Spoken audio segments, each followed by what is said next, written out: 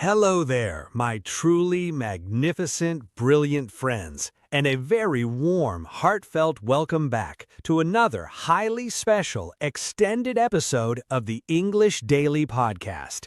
I am absolutely overjoyed and deeply honored to have you here spending your incredibly valuable time with me today, no matter where you are listening from in this big, beautiful world.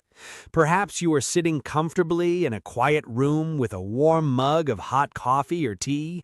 Perhaps you are doing your evening household chores, washing the dishes, folding your clean clothes, or tidying up your bedroom. Or perhaps you are walking outside in a fresh green park, listening to the birds while you take your daily healthy steps. Wherever you are and whatever you are doing right now, I want to invite you to take a deep breath. Relax the muscles in your jaw. Let your shoulders drop completely. This is your personal sanctuary for language growth. There are no difficult tests here, there are no strict grades, and there is absolutely no judgment. There is only you, your incredible passion, and my slow, clear voice. My name is Kevin, and I am your host, your teacher, and your dedicated guide on this beautiful path towards speaking natural English with absolute freedom, genuine confidence, and real peace of mind. In today's massive episode, we are going to embark on an exceptionally long and immersive journey. We are going to learn and practice English using one of the most famous, exciting, and emotionally powerful classic stories in world literature. But, as I always promise you, do not worry or feel overwhelmed. We are not going to open a thick, ancient textbook filled with complicated, outdated grammar rules that make your head hurt. That would be far too heavy and frustrating for an A1 or A2 learner. Instead, I have personally crafted a beautifully summarized, highly expanded, and clear version of this famous tale. This version is written using clean sentence structures, active vocabulary, and a perfect natural rhythm that allows your brain to absorb English effortlessly. The spectacular story we are going to explore today is called Great Expectations.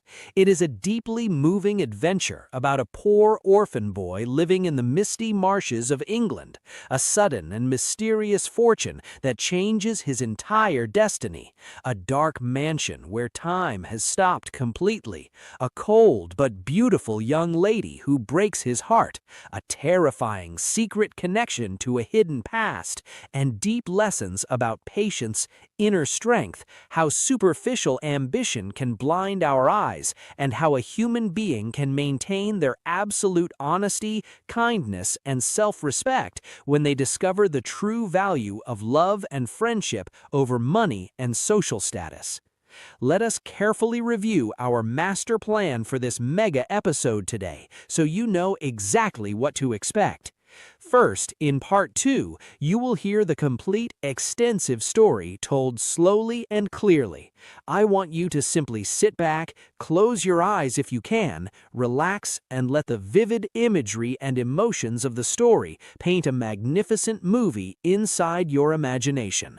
Second, in Part 3, we will enter a profound conceptual deep dive. We will analyze the psychological themes of the story and discover how the thick stone walls of the old mansions connect directly to your personal success as an English language learner.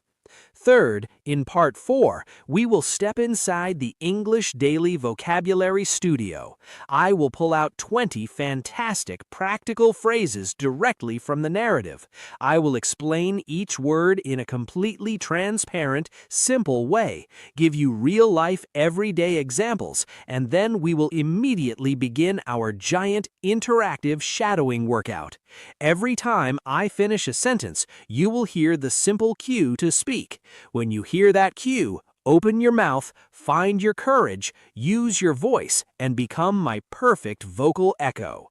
And finally, in Part 5, we will look at an incredible practical strategy called passive lifestyle integration to supercharge your daily routine. This is going to be a comprehensive and immersive episode, so clear your mind, get comfortable, and let's begin our great journey into great expectations. A long time ago, in the early 19th century, the east-southeastern coast of England was a very damp, cold, and lonely place. The landscape was full of wide, wet fields called marshes, where gray mist rose from the river every morning, and the dark sky was constantly filled with heavy winter rain. In a small country village near the marshes, there lived a young orphan boy named Philip Pirrip. Because he was just a tiny child who could not pronounce his own difficult name correctly, everyone simply called him Pip. Pip was a very unusual, quiet, and plain child. His mother and father had both unfortunately passed away when he was a tiny baby, and he lived with his older sister, Mrs. Joe Gargery, and her husband, Joe Gargery. Mrs. Joe Gargery was a very strict, loud, and angry woman who had a hot temper and a severe face. She constantly complained about the burden of raising a poor orphan boy, and she used a heavy wooden cane to punish Pip for the smallest mistakes. She treated him like an unwanted animal. But her husband, Joe Gargery, was the complete opposite. Joe was the village blacksmith. He was a very tall, large, and robust man, with a completely gentle, kind, and sweet-tempered heart. He could melt heavy iron bars inside his hot forge furnace, but his soul was soft like a child. Joe loved Pip deeply, and they were the best of friends, sharing their meals, their laughter, and their quiet secrets by the fireplace. One freezing Christmas Eve afternoon, young Pip walked alone to the quiet churchyard on the edge of the marshes to look at his parents' stone graves. The fog was rolling in quickly, and the wind was screaming across the grass. Suddenly, a giant, terrifying man jumped out from behind a large tombstone. He grabbed Pip's shoulders, shook him violently, and turned him upside down. The man was an escaped convict from the prison ships anchored in the nearby river. He wore heavy iron chains around his ankles. His clothes were dirty rags covered in green grass stains. His face was pale, and his skin was cut and bleeding from the sharp thorns of the marsh bushes. He looked rough, wild, and angry, like a monster from a nightmare. The convict looked into Pip's wide, terrified eyes and hissed with a rough, whispered voice, "Listen to me, boy. If you want to keep your life, you must do exactly what I say. Tomorrow morning, you must steal a heavy metal file from your blacksmith master so I can cut off these iron leg chains. And you must steal a big basket of food from your house. If you do not bring them to me, my friend will find you in your bed and rip your heart out. Now go home." Pip ran back to the village as fast as his legs could carry him, his heart thumping with intense panic. The next morning, before his angry sister awoke, Pip crept quietly into the kitchen cupboard. He stole a heavy iron file from Joe's forge tools and a large, expensive meat pie that was prepared for the Christmas family feast. He ran out into the thick white fog of the marshes, found the shivering convict hiding in a ditch, and handed him the food and the file. The convict ate the food like a starving beast, looked at Pip with a sudden wave of strange gratitude, and began using the file to cut his heavy chains. Pip ran back home, feeling a deep weight of guilt and fear, believing the police would arrest him and hang him on the gallows immediately. Later that afternoon, the king's soldiers burst through the door of the door of the blacksmith's cottage. They were hunting for 2 escaped convicts on the marshes. Joe and Pip joined the soldiers to look for the criminals in the dark night. They found Pip's convict fighting violently with another escaped criminal in a muddy ditch. The soldiers put iron handcuffs on his wrists to drag him back to the prison ship. Before he walked away, the convict looked at Joe Gargery and said loudly, "Blacksmith, I want to confess something. I broke into your kitchen this morning and stole your meat pie. Your boy had nothing to do with it." Joe smiled gently and said, "You are welcome to the food, poor man. We do not want anyone to starve in the dark." Pip looked at the convict, and the convict looked back with a secret sign of silence. The boy's secret was safe, and the criminal vanished into the dark river. A few years passed smoothly, and Pip grew up to be a simple apprentice boy, learning how to become a blacksmith under Joe's kind guidance. But one morning, a wealthy relative named Mr. Pumblechook came to the house with an extraordinary message. A very wealthy, powerful, and eccentric noblewoman named Miss Havisham had requested a young boy to come to her grand house to play with her adopted daughter. Miss Havisham lived inside a massive, ancient, and luxurious stone mansion in the town called Satis House. When Pip arrived at Satis House, his jaw dropped in absolute amazement and horror. The mansion was hundreds of years old, but all the windows were bricked up tightly, the iron gates were locked with heavy chains, and the vast gardens were full of tall weeds and dead branches. The entire house sat in total darkness, covered in a permanent thick mist. A beautiful young girl opened the heavy iron gate and led Pip through the dark stone corridors, using a single candlelight. Her name was Estella. Estella was about Pip's age, and she was exceptionally beautiful, with a face like a porcelain statue and long dark hair. But she was also an incredibly proud, cold-hearted, and arrogant girl. She looked down on Pip's country manners and treated him like a worthless rag. She looked at his thick boots and his rough hands and said with a mocking smile, "You are just a common, clumsy country boy. Your hands are dirty and your boots are stupid." Estella led Pip into a large, luxurious bedroom where Miss Havisham was sitting near a dressing table mirror. The room was lit by a few yellow candles, and all the clocks in the house were stopped at exactly 20 minutes to 9. Miss Havisham was an extraordinary, terrifying sight. She wore a beautiful, expensive white silk wedding dress, a long lace veil on her head, and sparkling diamond jewels on her neck. But the wedding dress was ancient. It had turned yellow and dirty over the decades, and it hung loosely over her thin bones like a giant shroud. She looked like a corpse that had risen from a grave. Miss Havisham looked at Pip with her wide, glowing eyes and whispered with a hollow voice full of old sorrow and cynicism, "Broken. My heart is broken, boy. Look at me. I am tired of the light. I want to see you play with my Estella. Play, boy, play." Pip was too terrified to play a game, so Miss Havisham commanded Estella to play cards with him.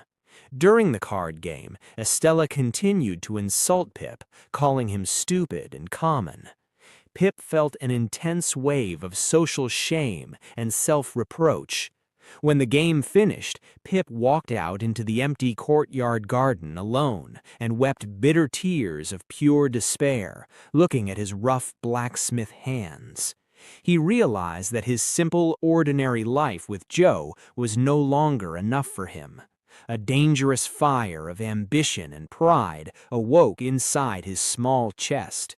He fell hopelessly in love with the cold, beautiful Estella, and he decided that he wanted to change his destiny, leave the blacksmith forge, and become a wealthy, elegant gentleman of high society, so Estella would respect him.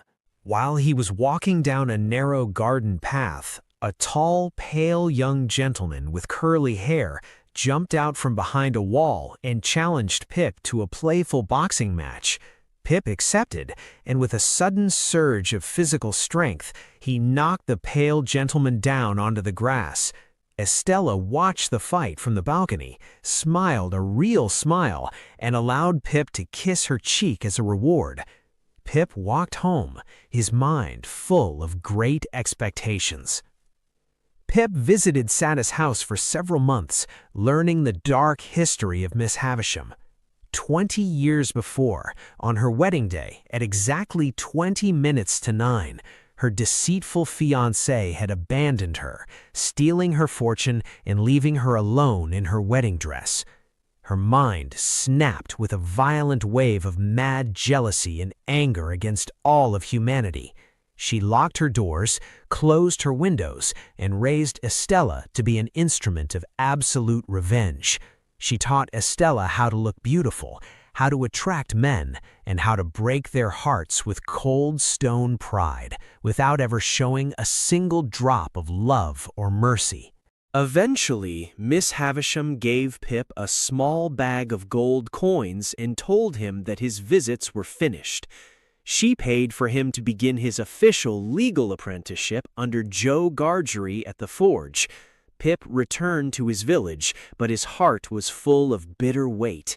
He hated the dark forge. He felt ashamed of Joe's simple country clothes, and he spent his days studying old grammar books, dreaming of Estella's beautiful face. Several years passed in this quiet frustration until one stormy Wednesday evening, a tall, serious lawyer from London arrived at the village inn. His name was Mr. Jaggers. Mr. Jaggers was an exceptionally famous, powerful, and severe criminal lawyer who always carried a large white handkerchief and smelled of scented soap. Mr. Jaggers walked into the blacksmith's cottage, looked at Pip with severe eyes, and delivered a shocking revelation. He said, "Pip, I have a magnificent piece of news for you.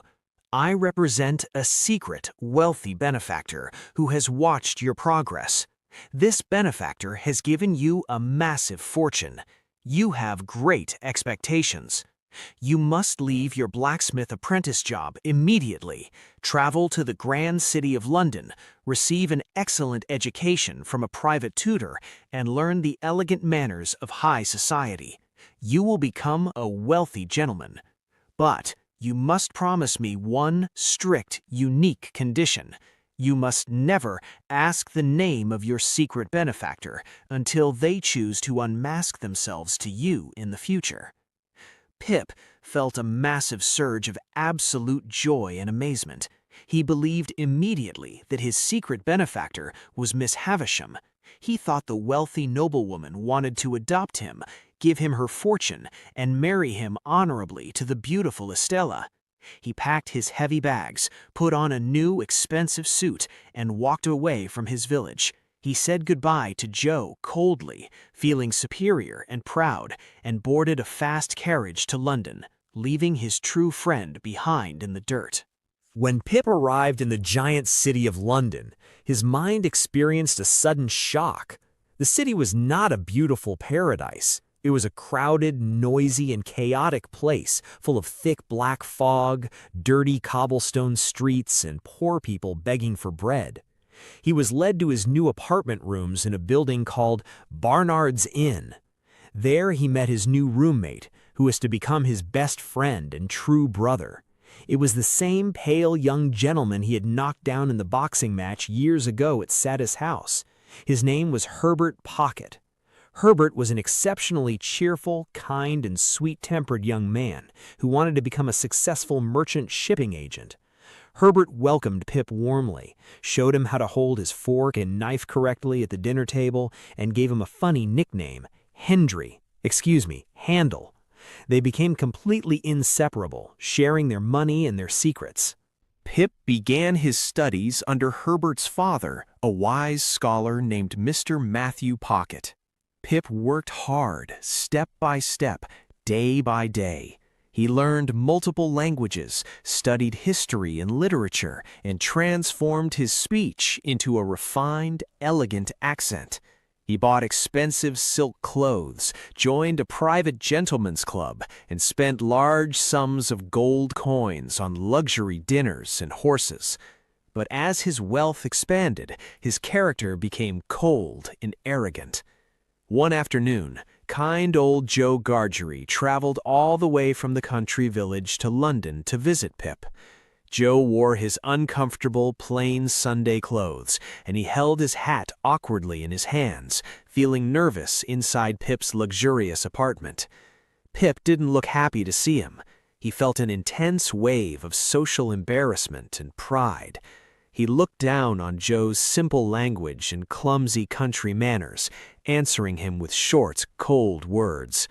Joe noticed Pip's arrogance, smiled a sad, gentle smile, and said with a soft voice full of dignity, "Pip, my dear boy, I see that I don't belong in this grand city of London. A common blacksmith looks fine inside his own country forge, but he looks ridiculous inside a gentleman's drawing room. I will return to my village. God bless you. Life or death, you will always be my boy."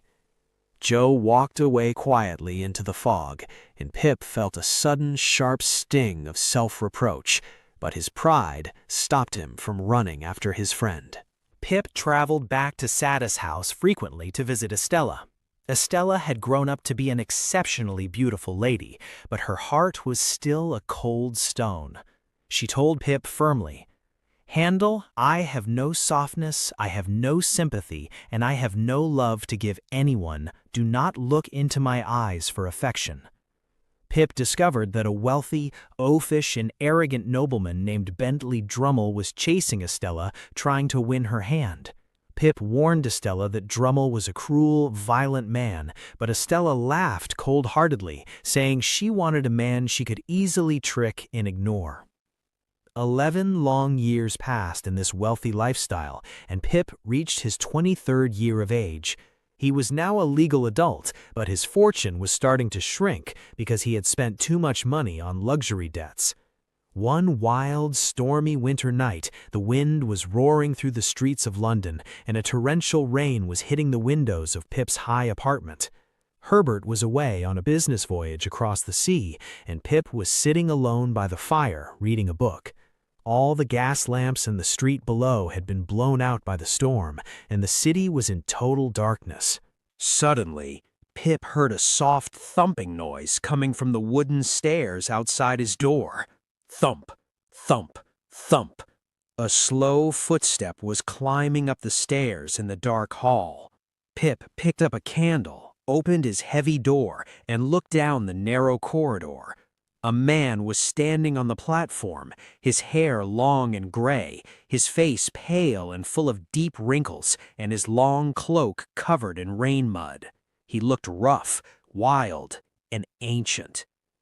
The old man walked into Pip's warm room, pulled off his wet hood, and looked at Pip with wide eyes full of an intense, overwhelming wave of emotion, tears rolling down his pale skin. He reached out his rough, weathered hands to touch Pip's expensive silk sleeves. Pip shrank back in panic and disgust, thinking the man was a dangerous beggar or a thief. "What do you want, monsieur? Who are you? Why are you inside my house?" Pip asked, with a strict, cutting voice. The old man smiled, a real beautiful smile of pure joy, fell to his knees on the velvet carpet, and clutched Pip's hands firmly. "Don't you know me, Handel? Don't you remember the freezing Christmas Eve afternoon inside the quiet country churchyard? Don't you remember the starving man who ate your meat pie inside the muddy ditch on the marshes?" Pip felt a cold wave of absolute horror and amazement hit his chest. His mind spun in a total vortex of shock. He pulled his hands away in a total panic. It was his convict, the criminal from his childhood. His real name was Abel Magwitch. Magwitch stood up, his voice rough and full of deep gratitude, and confessed the absolute terrifying truth of the case. "Listen to me, Pip," Magwitch whispered proudly. "After the soldiers locked me in the prison ship, the government sent me away in permanent political exile to the distant country of Australia. In Australia, I worked in total agony for years under the hot sun, tending sheep and clearing the wild lands. I became incredibly successful, bought large properties, and earned a massive fortune of gold coins. But I never forgot you, my boy. When the whole world was cruel to me, you were the only living creature who showed me a drop of kindness. You gave me the file, and you gave me the food. I vowed before the dark forces that every single dollar I earned in Australia would belong to you. I wanted to make my little marsh boy into a grand, wealthy London gentleman. I hired Mr. Jaggers to manage the money in secret. I am your benefactor, Pip. Everything you own, your silk clothes, your luxury books, your apartment, belongs to me. I have bought your great expectations with my own blood and sweat." When Pip heard these words, his entire universe collapsed into white ash. His beautiful dream was a complete mockery. Miss Havisham was not his benefactor. Estella was not his promised wife. He owed all his high social status and success to a dangerous, condemned criminal from the dungeons. If the government discovered Magwitch was in London, the police would arrest him immediately and hang him on the gallows because an exiled convict was forbidden from returning to England on pain of death. Pip felt a massive weight of deep shame, self-reproach, and terror. He had thrown away the true love of kind old Joe Gargery for a fortune built by a convict. But as Pip looked at the old man shivering by the fire, looking at him with eyes full of a fatherly pride and pure loyalty, Pip's character underwent a magnificent divine transition. The old scales of social pride and arrogance fell from his eyes. He realized that Magwitch had sacrificed his entire life to protect a boy he barely knew. Pip decided to be brave. He locked his door, hid Magwitch inside his apartment under a false name, and vowed that he would protect his benefactor from the police at any cost. Herbert Pocket returned from his voyage and joined the conspiracy immediately. Together, the two friends created a brilliant strategy to save Magwitch. They discovered that a malicious old enemy of Magwitch, a deceitful gentleman criminal named Compinson, was cooperating with Inspector Javert, with the London police to hunt Magwitch down.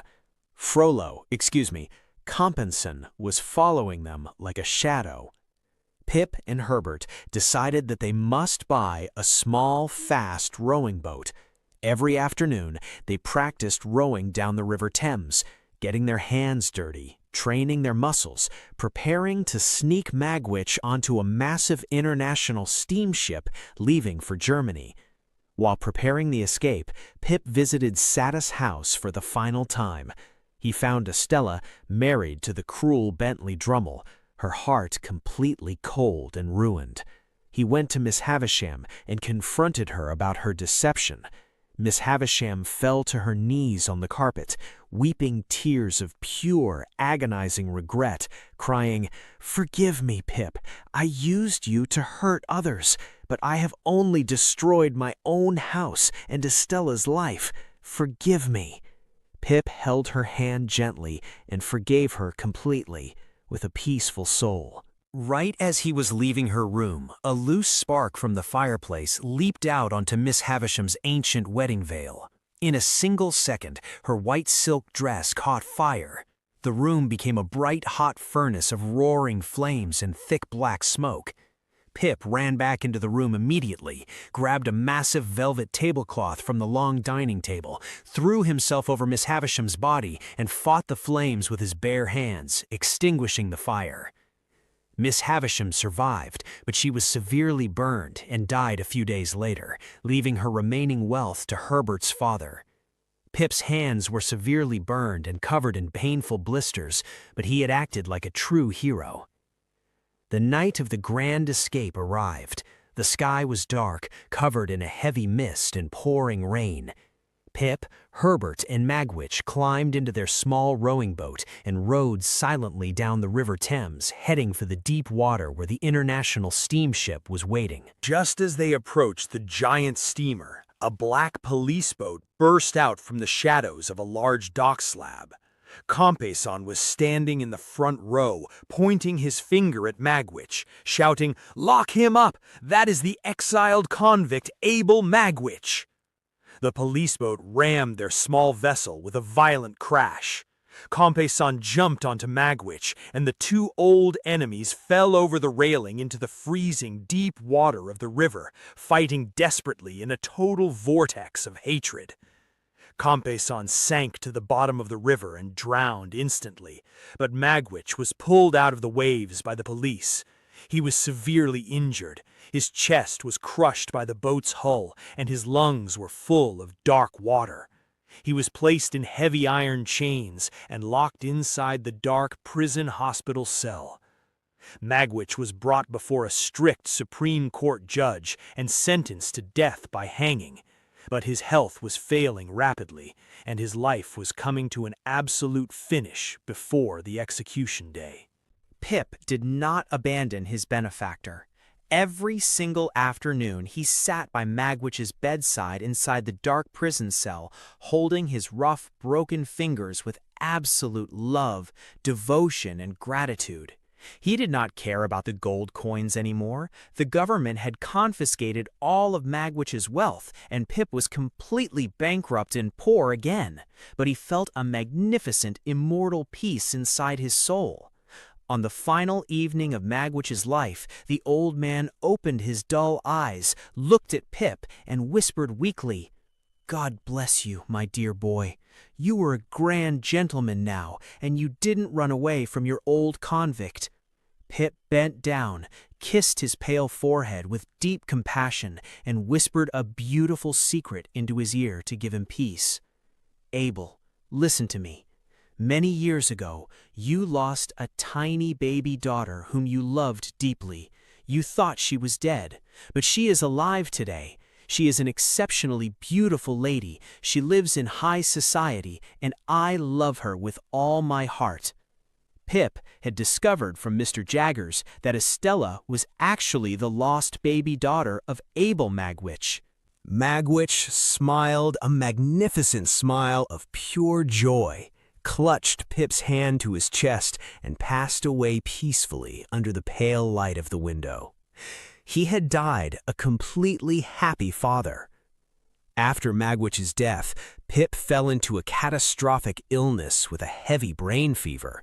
He was completely broke, unable to pay his bills, and the clerks were coming to throw him into the debtor's prison.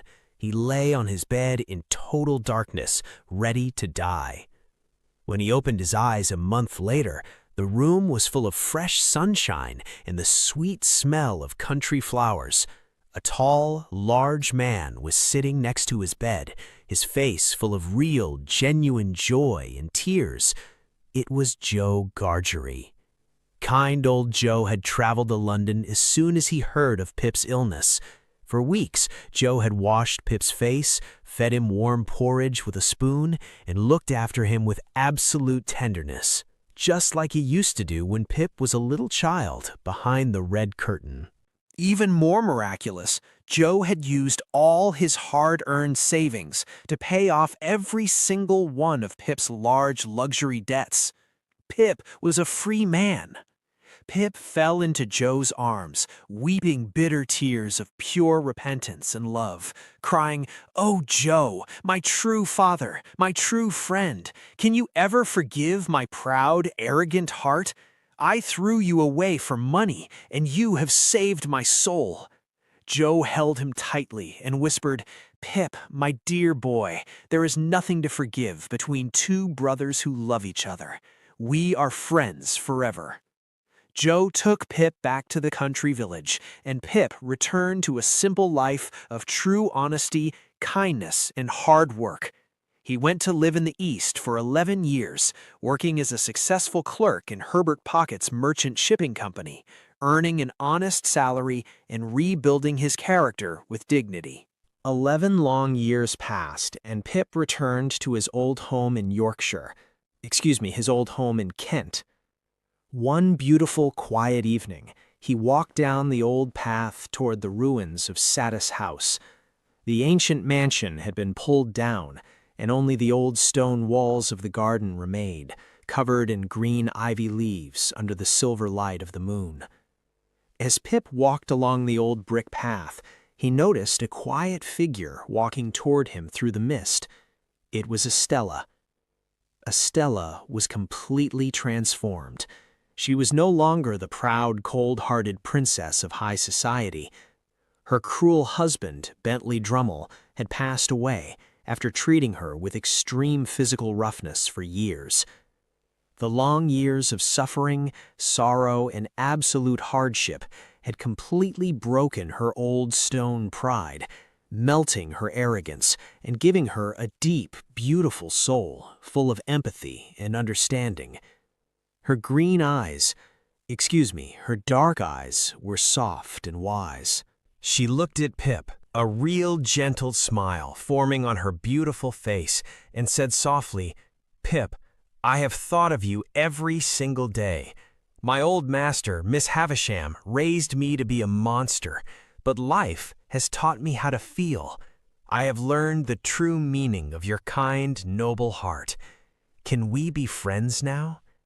Pip reached out his hand, held her fingers firmly under the starry night sky, and felt an absolute, immortal wave of true peace and love filling his entire universe. He looked at the white mist rising from the marshes, clearing away into the blue sky of dawn, and as he walked out of the garden arm in arm with Estella, he saw no shadow of another parting between them ever again. Their true transformation was complete, and their great expectations had finally bloomed into an immortal monument of true freedom, love, and humanity forever.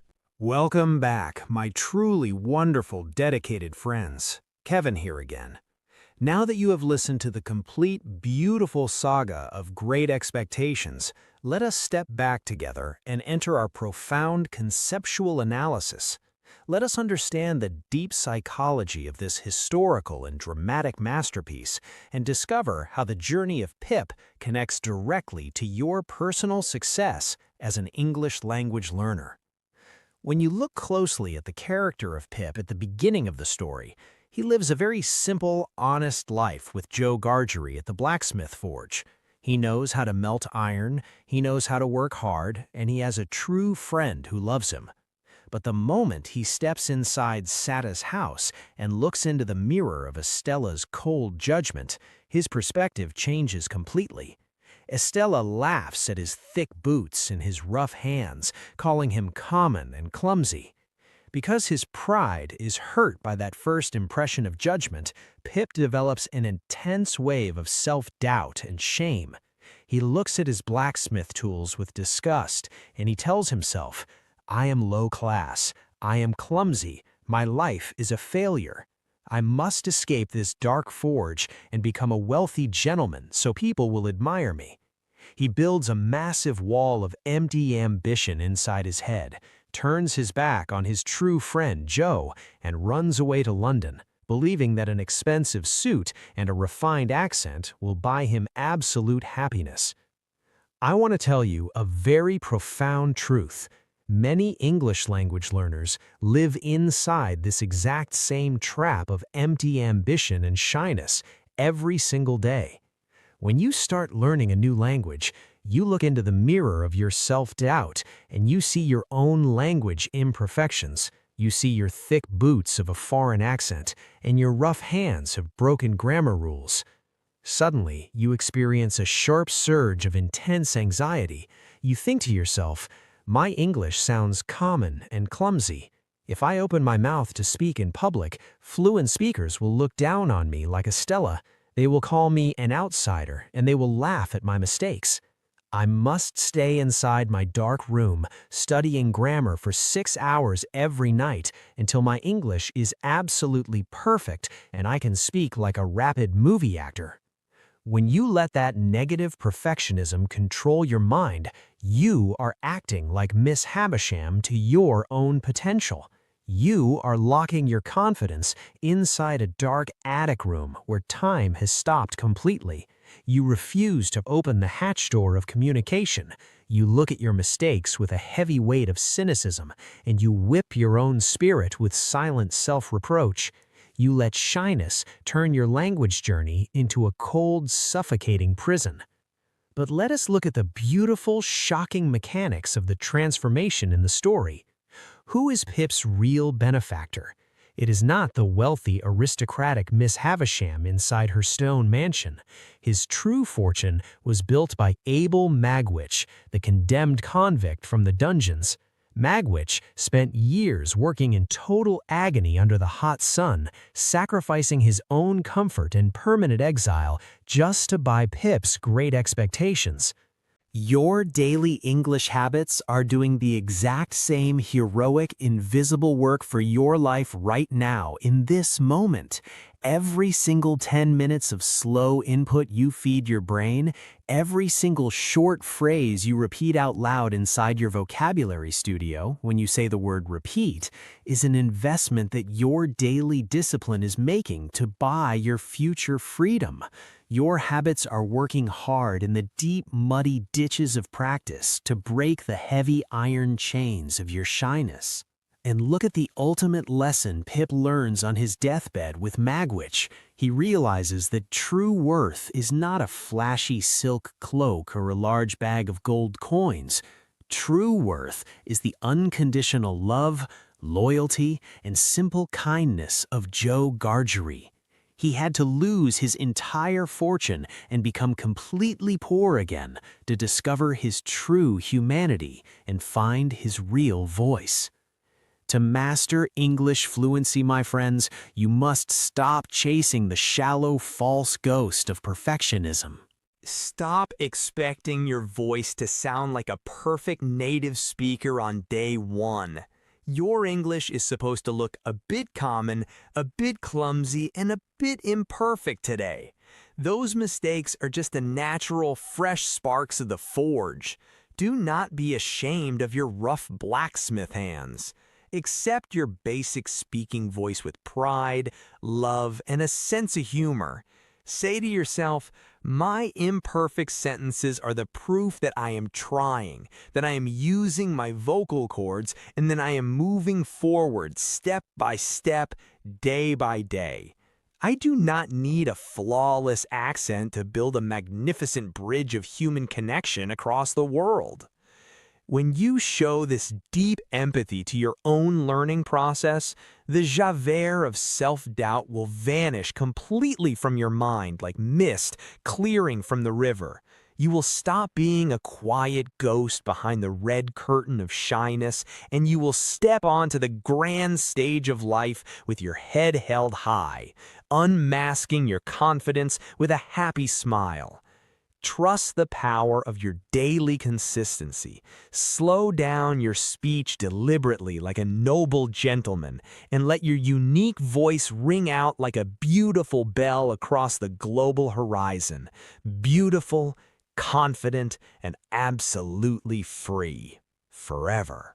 Now, let us enter the most practical, high-energy segment of today's mega episode, the English Daily Vocabulary Studio. We are going to extract 20 exceptional vocabulary words and phrases directly from our dramatic masterpiece. These expressions are highly valuable, extremely common, and incredibly practical in natural, daily English interactions. Here are your strict instructions for our massive workout. I will read each word clearly, explain its exact meaning in a simple way, provide multiple context examples, and then we will immediately start our interactive shadowing. When you hear the word cue, open your mouth and repeat the phrase out loud with power, copying my rhythm, my emotion, and my speed exactly. Let us begin our ultimate training session. Word 1. Marsh. A marsh is an area of low-lying, wet and muddy land that is constantly flooded by water, usually covered in tall grass, reeds, and thick white fog near a river coast. For example, the explorers walked carefully through the cold marsh to avoid sinking into the mud. Let us practice shadowing. Gray mist rose from the river marshes every morning. The young boy ran through the wet marshes in fear. Word 2. Blacksmith. A blacksmith is a historical professional craftsman whose job is to heat iron metals inside a hot forge furnace and use a heavy hammer to smash and shape them into tools, horseshoes, or weapons. For example, we took our broken garden spade to the local blacksmith to fix the metal blade. Let us practice shadowing. Joe Gargery was the gentle village blacksmith. The old blacksmith spent his days hammering hot iron bars.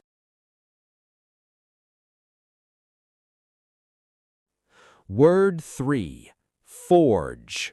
A forge is a very hot fireplace, hearth, or an industrial workshop used by a blacksmith to heat metals to extremely high temperatures until they become soft enough to shape. For example, the fire inside the blacksmith's forge was burning with a bright orange light all night. Let us practice shadowing. He learned how to work inside the dark country forge. Keep the children away from the hot coals of the forge furnace. Word 4.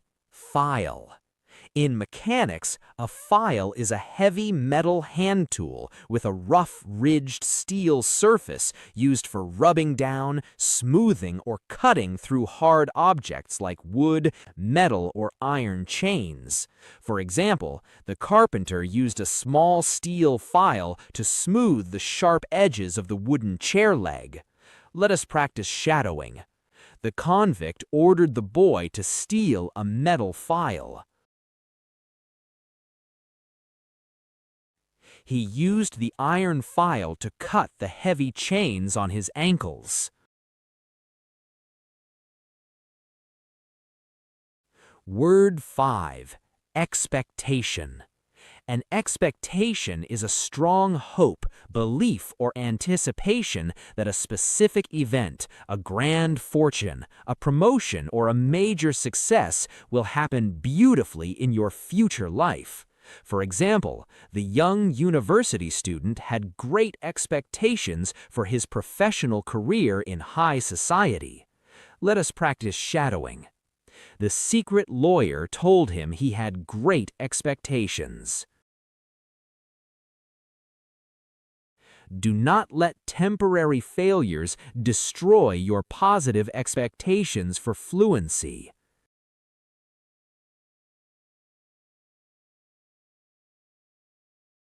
Word 6. Shroud. A shroud is a large piece of cloth or a sheet used for wrapping a dead body before a burial ceremony, or a thick, heavy covering layer of mist or smoke that hides an object completely. For example, the tall mountain peak was hidden behind a dense shroud of gray winter clouds. Let us practice shadowing. The ancient wedding dress hung over her bones like a shroud. The quiet village street sat underneath a cold shroud of thick fog.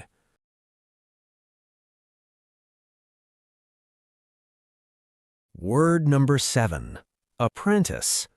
An apprentice is a young person who is legally bound to work for a skilled master for a specific period of time to learn a professional trade, a craft, or a practical business skill.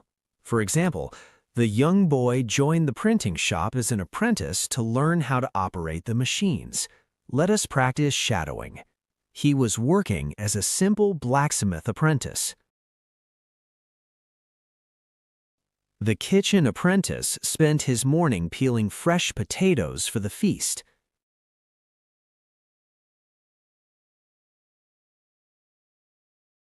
Word number 8. Governess.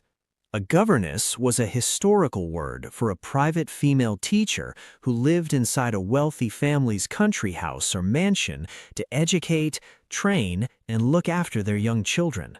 For example, the rich landowner hired an educated young governess from London to teach his daughters history and drawing. Let us practice shadowing. The rich noblewoman hired a kind governess for her daughter. The governess sat inside the library room reading a classic story to the child. Word number 9. Benefactor.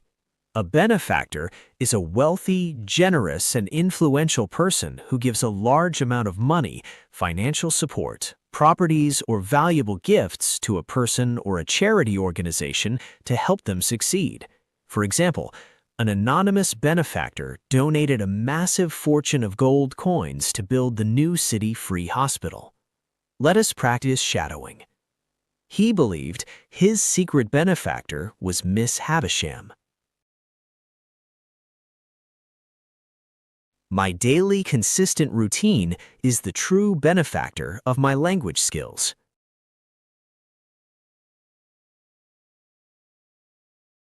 Word number 10. Unique condition.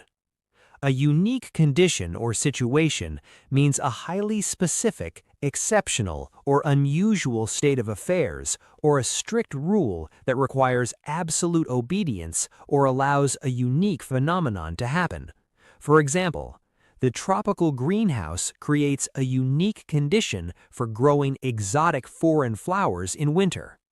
Let us practice shadowing. You must promise me one strict, unique condition. Our supportive community provides a unique condition for building speaking confidence.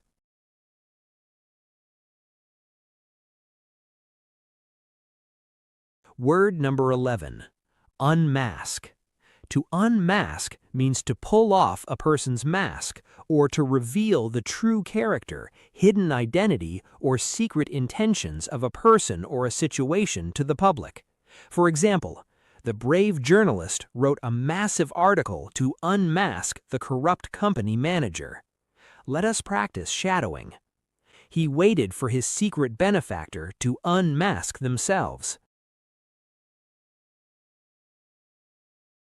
The truth will eventually arrive and unmask his deceitful plans. Word number 12.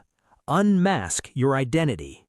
To unmask your identity means to formally reveal your real name, your true past, or your hidden family connections to people who did not know who you were. For example, the secret prince decided to unmask his true identity to the village crowd before the ceremony finished. Let us practice shadowing. Your real identity is unmasked by this handwriting clue. She was afraid to unmask her real identity because of her criminal past. Word 13. Oafish. Oafish means behaving in a very stupid, clumsy, rude, or insensitive way without showing any intelligence, grace, or care for other people's feelings. For example, his oafish behavior at the dinner table embarrassed his whole family. Let us practice shadowing. Bentley Drummle was a wealthy, oafish, and violent nobleman. Stop making those oafish remarks during our serious conversation. Word 14. Unique supply. A unique supply means a highly specific, limited, or specialized stock of a rare chemical substance, a powder, or an ingredient that cannot be easily found or replicated anywhere else. For example, the old pharmacist had a highly unique supply of an ancient herbal medicine paste inside his cabinet cupboard. Let us practice shadowing. Find me the old supply of the pure chemical salt. The factory had a unique supply of white marble stones from Italy. Word 15. Cascade. A cascade is a large amount of water, liquid, or material that falls down quickly and heavily in a waterfall or steep wave pattern. For example, her long black curly hair fell down her shoulders in a beautiful cascade. Let us practice shadowing. A huge cascade of water fell down from the melting glacier. A beautiful cascade of gold lights lit up the theater stage during the performance. Word 16. Maelstrom. A maelstrom is an exceptionally large, powerful, and violent whirlpool of water in the sea that pulls any nearby object or ship down into its depths. For example, the little fishing boat was caught inside a terrifying maelstrom near the coast. Let us practice shadowing. The boat was trapped inside a terrifying phenomenon called the maelstrom. The economic crisis created a violent maelstrom of confusion in the financial market.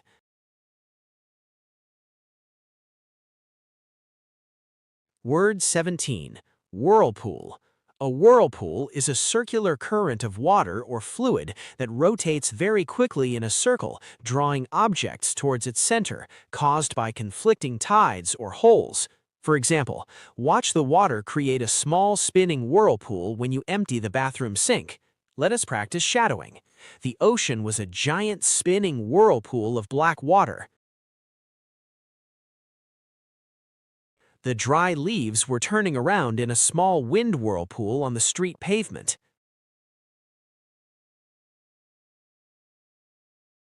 Word 18. Sanctuary. A sanctuary is a sacred, safe, and completely protected place, such as a temple, a church, or a nature reserve, where a person or animal cannot be harmed, arrested, or disturbed. For example, the quiet library room became a peaceful sanctuary for the busy student during exam week. Let us practice shadowing. He hoped the captain had found peace inside his forest sanctuary. This quiet green valley is an official protected sanctuary for wild mountain foxes.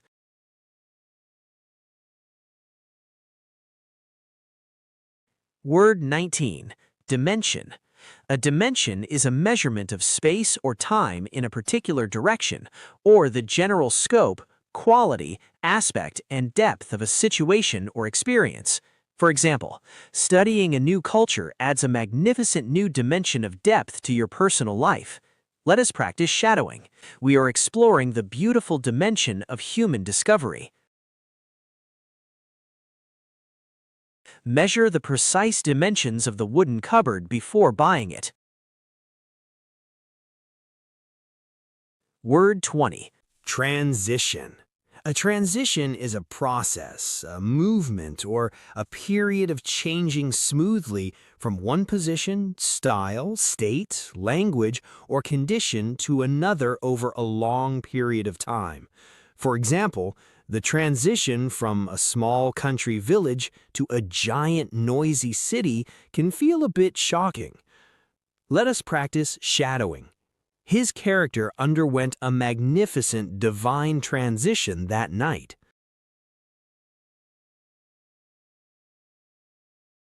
Your voice is making a beautiful transition from basic phrases to advanced fluency. Your voice is making a beautiful transition from basic phrases to advanced fluency. My truly legendary, phenomenal friends and language travelers, we have successfully reached the final destination of our massive storytelling journey today. What an extraordinary, expansive workout you have completed! We have followed young Pip from the cold, gray graves of the river marshes to the dark, candlelit chambers of Satis House. We have stood before the burning velvet tablecloths during a desperate rescue night. We have watched the rich bank fortunes dissolve into empty air to reveal the pure gold of true friendship. And we have discovered that the ultimate value of humanity does not lie in the shallow luxury of a gentleman's suit, but in the immortal diamond of kindness, loyalty, and self-respect that lives inside our shared souls. Before I say goodbye for today, I want to deliver a highly practical lifestyle strategy that fits perfectly with our historical drama theme.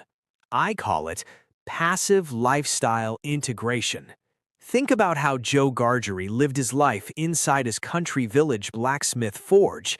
He didn't sit around studying advanced science or reading complex grammar books to look important. He lived with his tools. He touched the iron bars every morning. He integrated the rhythm of the hammer into his normal daily movements. And he maintained his gentle, compassionate nature as a natural part of his identity. He let his environment work for him through simple, consistent actions. You must do the exact same thing with your English journey. Stop trying to fight a painful, exhausting battle against a heavy dictionary once a week until your brain collapses from mental fatigue. Instead, build an automated language machine inside your daily life. Integrate English into your passive, automatic moments. For example, when you change your smartphone's system language to English, you are removing the yellow passport of your native comfort zone. Every time you check an office message or open your phone's settings cabinet, covered, your brain is doing secret, passive learning behind the scenes, just like Pip's hidden development through his daily studies with Herbert Pocket. When you are washing your morning dishes or walking down the path, let the slow, clear sounds of the English Daily Podcast be your background music. Let the melody and vocabulary enter your ears passively, like the sun illuminating a beautiful stained glass window. When you scatter these small, intelligent micro-actions throughout your normal week, just like your morning hot coffee or a casual walk, you are changing the entire ecosystem of your mind. You are removing the heavy, thumping noise of self-doubt and letting your natural confidence stand up straight on its own 2 feet. Fluency is not an impossible, distant gamble. It is the natural, beautiful result of daily, consistent habits. Thank you so much for spending your deeply valuable, precious time with me today, right here on the English Daily Podcast. I am incredibly honored and humbled to be your companion, your coach, and your supportive peer on this path. By completing this massive long-form lesson today, you have demonstrated that you have the focus, the determination, and the deep passion necessary to master this language. I am genuinely proud of your hard work. If this dramatic story brought a smile to your face, reignited your courage, or helped your listening ears, please take one quick action. Share this episode with a friend, a family member, or a classmate who needs a spark of inspiration today. Let us grow our beautiful daily global family together and support one another step by step, day by day. Until tomorrow's episode, take excellent care of yourself, stay positive, unmask your language confidence with pride, and always remember to keep a happy smile. I am your host, Kevin, and I will see you very soon.